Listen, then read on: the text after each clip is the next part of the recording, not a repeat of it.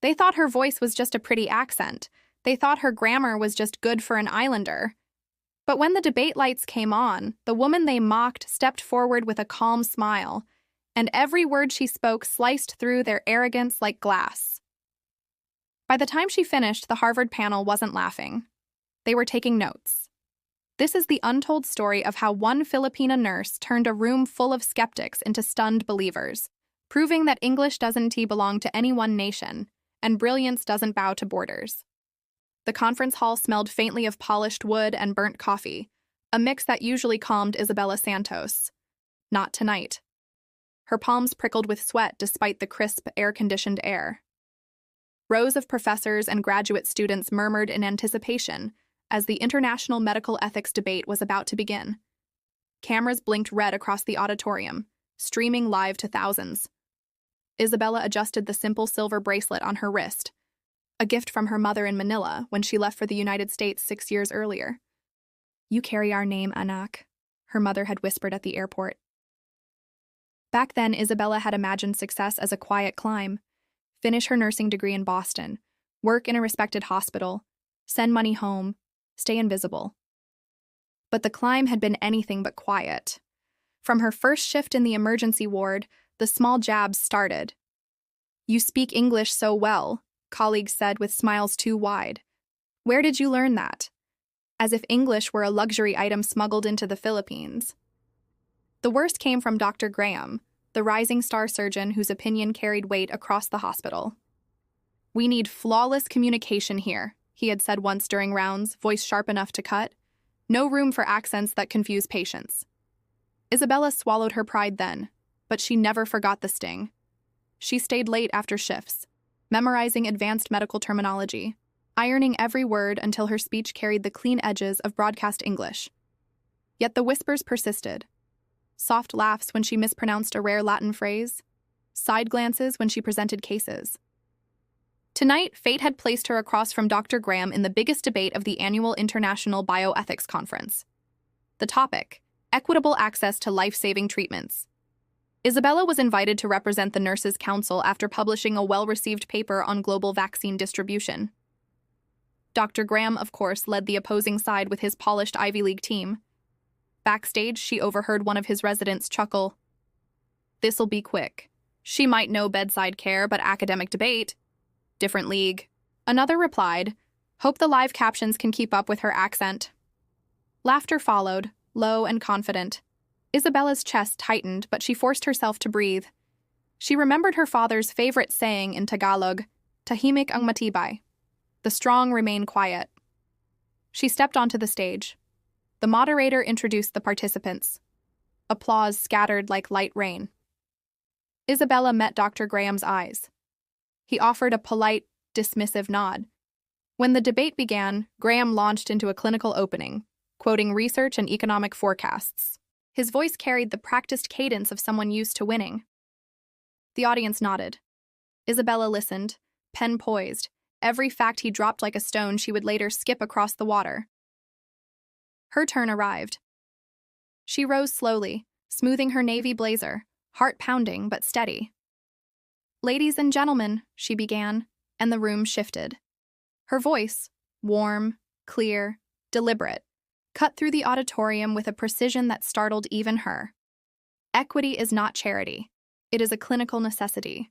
Viruses do not recognize passports. Patients do not survive on profit margins." A hush settled.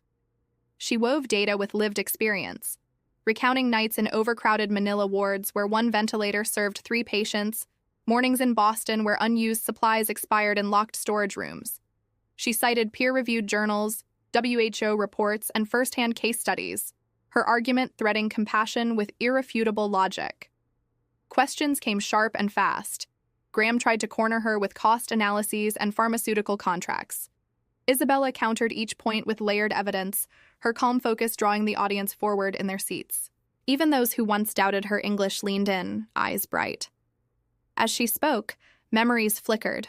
Her mother boiling rice for the 4th time in a week during a power outage, her father's quiet pride when she earned her nursing license, the lonely nights of study when homesickness pressed like a stone on her chest. All of it became fuel. An hour passed in a blur. By the closing statements, the energy in the room had shifted entirely. Viewers watching online filled the comment section with astonished praise. Who is she? Her delivery is flawless. This is the future of global health leadership. The final applause was thunderous. Isabella lowered the microphone and caught a brief glimpse of Graham's face. Tight, pale, eyes narrowed not with contempt but with something closer to respect. Backstage afterward, conference officials congratulated her, some shaking her hand with genuine awe. A Harvard professor whispered, "You should be leading a department, not just a ward." Isabella smiled politely but said nothing. When she finally stepped outside into the cool Boston night, the city lights shimmered against the Charles River. She felt the weight of every slight, every whispered doubt sliding from her shoulders. The bracelet on her wrist gleamed under the street lamp, a quiet reminder of where she came from and how far she'd walked. For the first time in years, she wasn't just a nurse proving she belonged. She was the voice they would remember long after the debate ended. The Charles River breeze still clung to Isabella's hair as she walked into the hospital the next morning. She had barely slept, her mind replaying the standing ovation from the debate and the hundreds of messages that flooded her inbox overnight. Nurses she'd trained, professors she hadn't spoken to in years, even strangers from Manila and Cebu, people she didn't know, sent notes that pulsed with pride. But here, beneath the fluorescent lights of Boston General's surgical wing, the world seemed to have missed the memo. The usual morning chaos filled the corridors, alarms chiming, stretchers squeaking, and the ever-present scent of antiseptic. A resident brushed past her without so much as a glance. Then she noticed something different. A hush followed her like a shadow. Conversations paused when she passed the nurse's station. Even Dr. Patel, normally warm and boisterous, offered a stiff smile before ducking into a patient room. In the staff lounge, Isabella learned why. The debate video had gone viral. Someone had clipped the moment she calmly dismantled Dr. Graham's cost analysis argument, and it was now trending on every medical forum and social feed. The caption read, "The nurse who schooled a surgeon on global ethics." She groaned inwardly. Fame was never the goal. The door swung open. Dr. Graham entered, immaculate as always, his white coat crisp as new paper. The room chilled. He set a folder on the table, then looked straight at her. "Good morning, Mrs. Santos," he said, his tone neutral, almost courteous. "Impressive performance last night?" "Thank you, doctor," she replied evenly. "I'll admit," he continued, "you caught me off guard. Your argument on equitable vaccine distribution was compelling." A pause. "Perhaps you'd consider collaborating on a policy paper.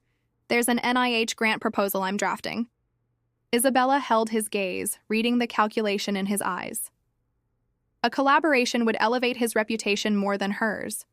For years he had dismissed her, undercut her suggestions during rounds. Now he wanted her insight packaged under his name.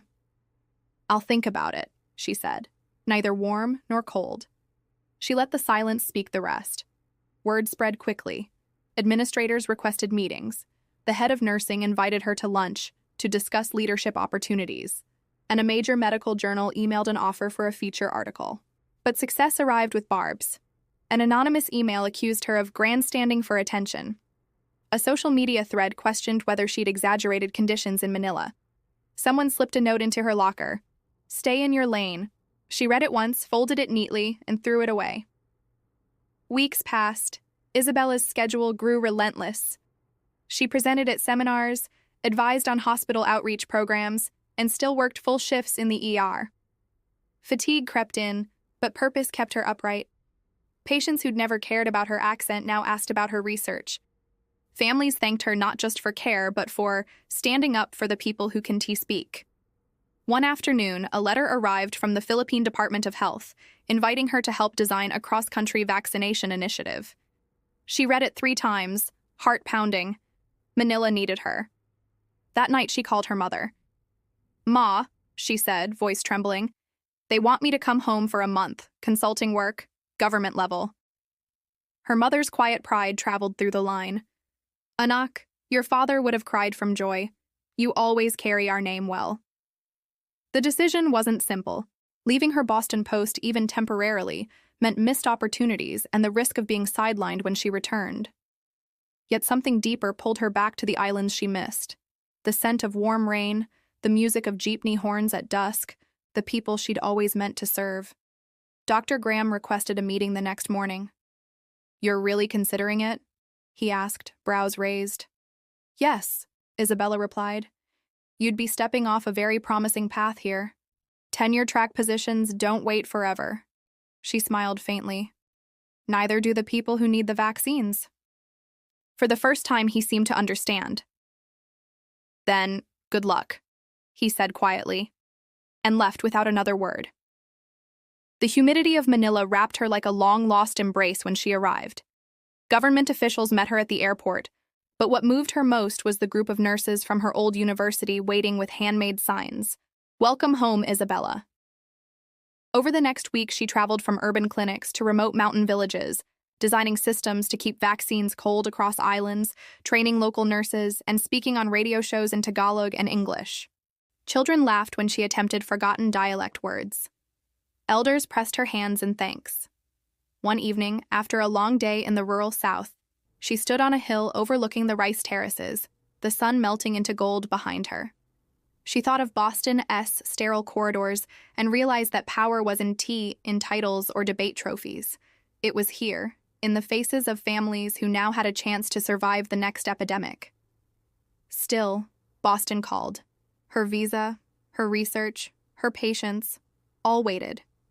When she returned a month later, she braced for cold shoulders. Instead, the hospital greeted her with quiet admiration. A framed article from a Philippine newspaper hung in the lobby. "Filipina nurse leads national vaccine plan." Her colleagues, those who once mocked her accent, now introduced her to new staff with respect in their voices. Even Dr. Graham offered a small nod when they crossed paths in the ICU. "Welcome back," he said. "Boston's better for it." Isabella only smiled.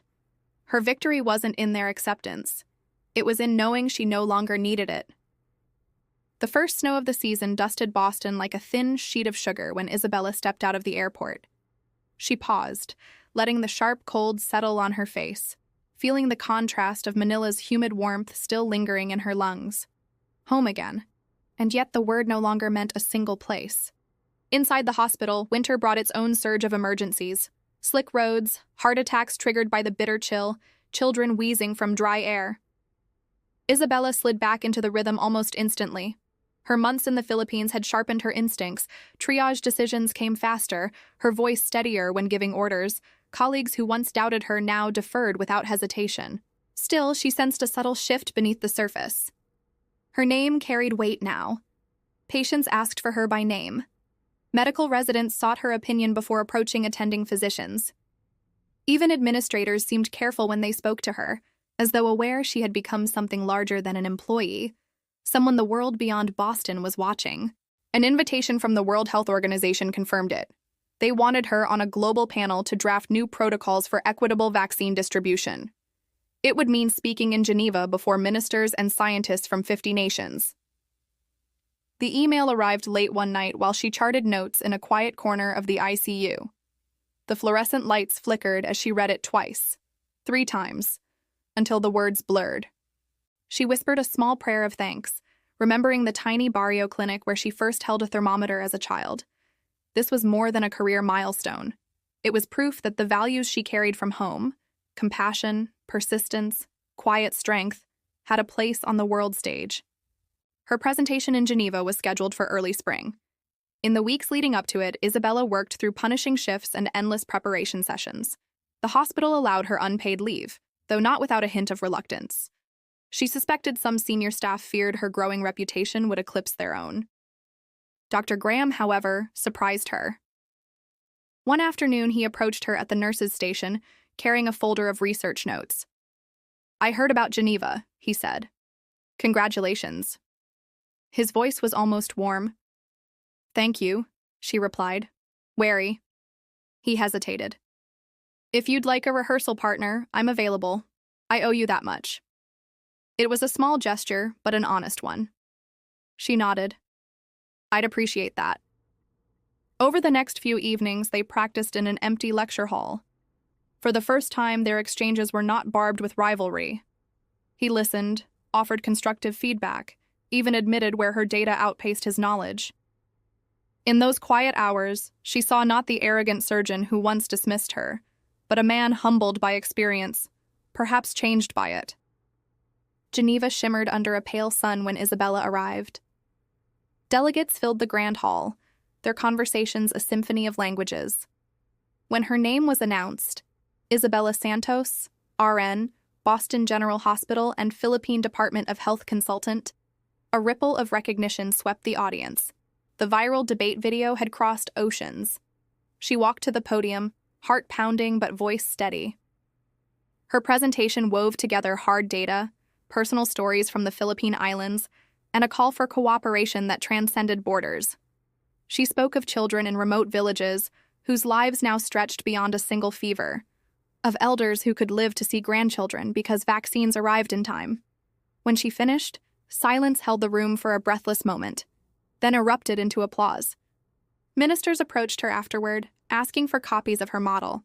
Journalists requested interviews. One delegate from Kenya clasped her hand and said, "You spoke for all of us who are too often overlooked." That night, she stood on her hotel balcony overlooking Lake Geneva, city lights flickering like stars on water. She thought of her parents, of the small town in Luzon where her dream began. The journey from that childhood clinic to this global stage seemed impossible, and yet here she was, proof of what relentless belief can build. Back in Boston, the hospital's board of directors extended an unexpected offer: Director of Global Nursing Initiatives, a role created specifically for her. It would allow her to split time between Boston and international projects, shaping policies and training programs worldwide. She accepted, not for the title, but for the reach it offered. Her first initiative paired Boston residents with rural clinics in Southeast Asia, creating a pipeline of knowledge and compassion. Young nurses who once doubted their worth found themselves traveling abroad, inspired by her path. Among them was Rachel, a new graduate with a shy smile and a Filipino surname she rarely used. "My parents told me I'd never be more than a floor nurse," Rachel confessed one evening. "But after seeing you, I think I can do more." Isabella smiled, remembering her own first days. "You already can," she said. "You just needed to believe it." The true moment of quiet triumph came unexpectedly. One crisp autumn morning, Dr. Graham approached her in the cafeteria. Gone was the guarded posture. He extended his hand. "You were right," he said simply. "About the debate, about the work you do, about everything. I used to think titles defined us. Now I know better. Thank you for teaching me that, without ever trying to." She shook his hand, offering nothing but a gentle nod. Forgiveness, she realized, was not a grand gesture, but a quiet release. Later that evening, Isabella walked along the Charles River as the city lights reflected off the water. Boston, Manila, Geneva, 3 worlds that had shaped her, none of them diminished by the others. She no longer felt the need to prove herself. The laughter that once stung, the condescension that once burned, all faded into distant echoes. Her victory was not the debate viewed millions of times. It was not the applause in Geneva or the hospital title. It was this stillness, this certainty that her worth had never depended on their approval. As the wind lifted her hair and the river shimmered like molten silver, Isabella whispered a quiet promise to herself: to keep speaking, to keep healing, to keep carrying the voice of her people into every room that needed to hear it. The world had finally learned what she had always known: that brilliance knows no accent, and dignity needs no permission.